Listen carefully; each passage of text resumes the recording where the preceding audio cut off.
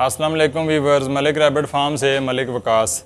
आज की ये वीडियो जो है वो ये समझ लें कि खरगोश फार्मिंग में एक मिस्ट्री बनी हुई थी, उसको क्रैक किया है हम लोगों ने। इसमें हमारे कुछ और दोस्त हैं, वो भी शामिल हैं और वीडियो के ज़रिए आपसे शेयर कर रहे हैं। ज़्यादातर दोस्तों के पास जब भी फ़ीमेल के बच्चे आते हैं और कोई ऐसी फ़ीमेल जो बच्चों को दूध नहीं पिला रही, तो सिवाय इसके कि उन बच्चों को उठा के किसी दूसरी मादा के पास रख दिया जाए, कोई भी और ऑप्शन मौजूद नहीं था।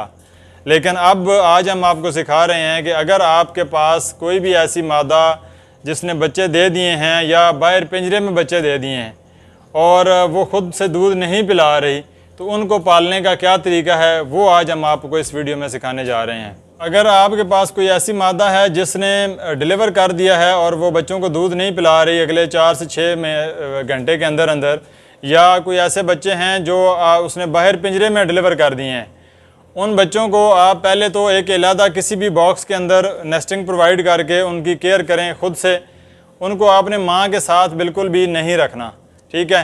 अब उसकी तरतीब आपने क्या करनी है कि पालना आपने खुद है उनको, और उसको पालने का तरीक़ाकार ये है कि जो मादा जिसने बच्चे दिए हैं आपने उसको रोज़ाना एक टाइम आपने सेट कर लेना है।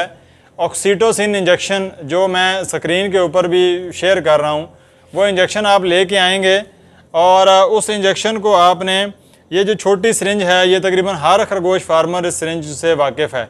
ये 1 ml की सिरिंज है, ठीक है। इसका जो पहला पॉइंट है, ये सबसे छोटा जो .1 जो इसकी जो पॉइंट है, इसका भी हाफ, आधा पॉइंट मतलब 0.05, ठीक है।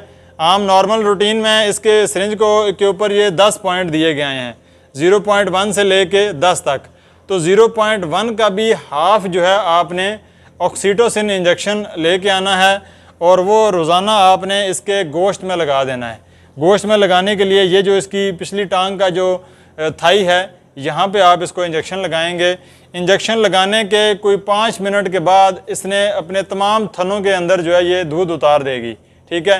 तो जो बच्चे आपने अलहदा से इसके बॉक्स के अंदर अलहदा से आपने संभाले हुए हैं, उन बच्चों को पकड़ के आपने माँ के साथ छोड़ना है और तमाम थनों के अंदर जो दूध मौजूद होगा वो आपने बच्चों को पिला देना है, ठीक है। इस तरह रोज़ाना तकरीबन 10 से 15 दिन तक लगातार आपने मादा को इंजेक्शन लगाना है।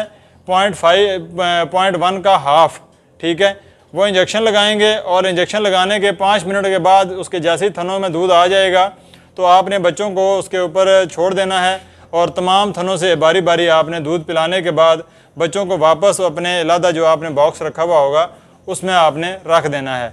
ये एक्सरसाइज आपने 15 दिन तक करनी है और 15 दिन के बाद बच्चे खुद ब खुद जो है वो चारा खाना शुरू कर देते हैं तकरीबन आहिस्ता आहिस्ता। तो जब वो चारे पे आ जाएं तो उनको मल्टीविटामिन और अच्छी खुराक दें तो वो पल जाएंगे।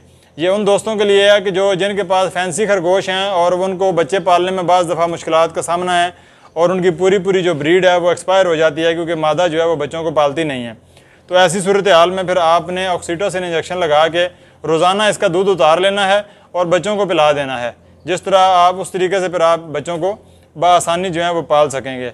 लेकिन एक चीज़ का ध्यान रहे कि जितना अरसा आप इसको ऑक्सीटोसिन इंजेक्शन लगाएंगे उतने अरसे तक आप इसको फिर क्रॉस नहीं करवा सकते।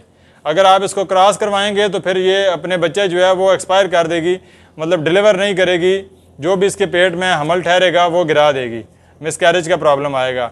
तो जब तक आप बच्चे पालेंगे इंजेक्शन लगा के, तब तक जो है वो आपने इसको क्रॉस नहीं करवाना और रोज़ाना आपने इंजेक्शन लगा के दूध उतार लेना है और बच्चों को पिला देना है। इस तरीके से आप जो है वो बआसानी इसके ये बच्चे पाल सकते हैं।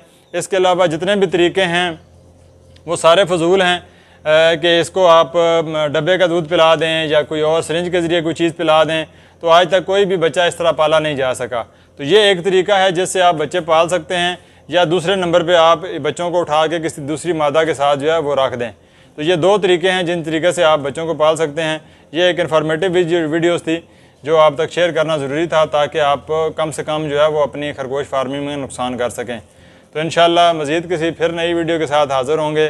चैनल को सब्सक्राइब ज़रूर कर दें ताकि ये जितनी भी इन्फॉर्मेटिव वीडियोज़ हैं स्पेशली खरगोश फार्मिंग से रिलेटेड ये आपको मिलती रहें और आप एक सक्सेसफुल खरगोश फार्मर जो है वो इन फ्यूचर जो है वो बन सकें। बहुत शुक्रिया।